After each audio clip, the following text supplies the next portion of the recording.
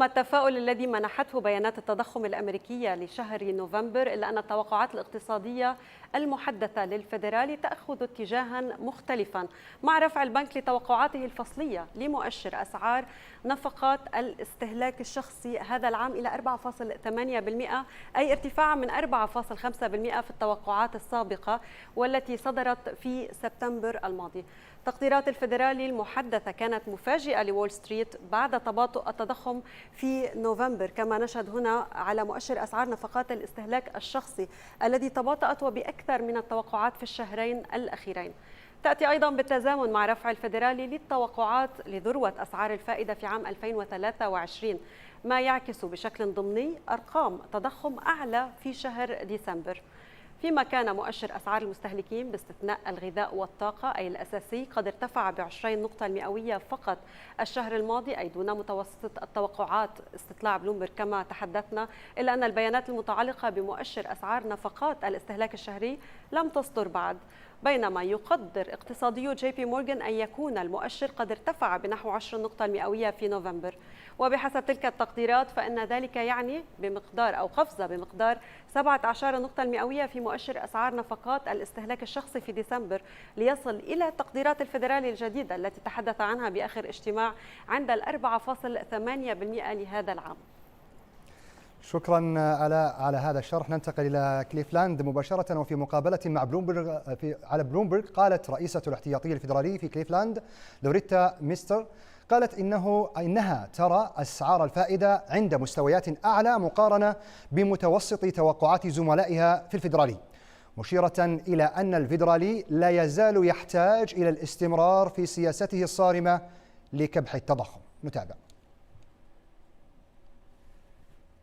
A little higher than the median in the SEP because I see a little more inflation persistence than the SEP. And so I think that's the key point. You know, the committee's path in the SEP, I think, is very valid. We need to continue to bring up interest rates into a restrictive stance. We did a lot of work this year in getting expeditiously to a restrictive stance. Now we're just starting that, bringing rates even higher.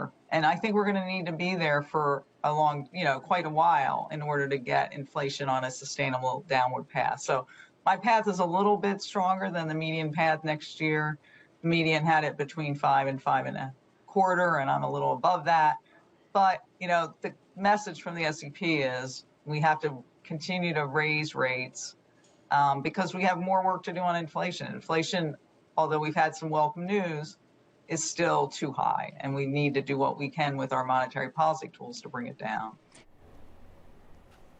وفي مقابلة مع بلومبرج أيضا قال وزير الخزانة الأسبق لورنس سامرز إن أرقام التضخم الأخيرة في الولايات المتحدة تبدو جيدة، ورجح أن الركود المحتمل قد يحدث في أي وقت أبعد مما كان متوقعا في السابق. نتابع. We are in better shape than I thought we were, but I think those are good numbers. But I think Powell the chairman is in about the right place. He's recognizing that we can't forecast the economy with precision. He's recognizing that it would be a terrible error if we were to fail to stop inflation in this episode.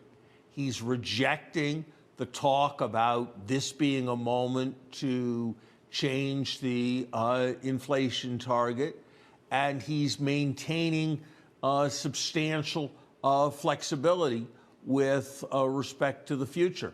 I think that is broadly the right place for him to be, but I think we've got a very difficult challenge ahead of us, because I think the old adage about things taking longer to happen than you think they will, and then they happen faster than you thought they could, is really operating with respect to the forecasted recession.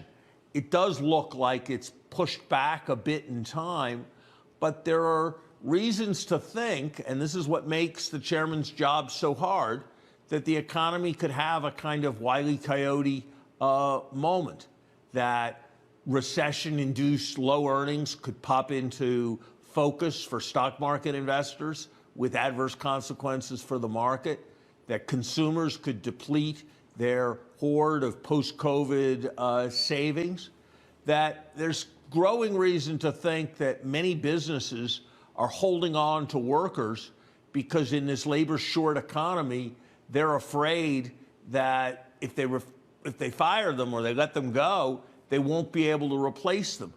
If that last thing is true, then it could all of a sudden change very dramatically if labor markets start to loosen.